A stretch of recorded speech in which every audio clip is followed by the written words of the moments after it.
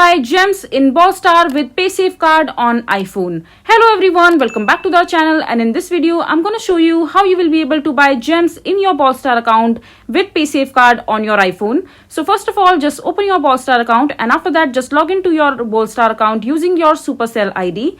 And once you're there in your account, just click on the shop icon from the left hand side of the screen in the app itself.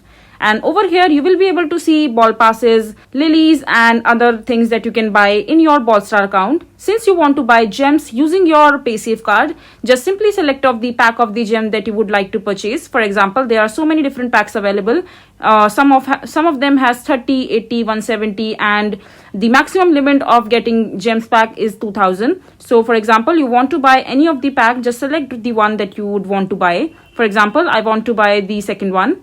Just select that, and after that you will be redirected to the payment section where you will have some payment options available for you. So in order to make the purchase from your Paysafecard, you need to get your Paysafecard number and the CVC code and expiry date in order to get the details into your Brawl Star account. Just simply add your Paysafecard details in order to make this purchase happen. And once you're done entering the details, just click on continue and you will be able to get your gem star using your Paysafecard.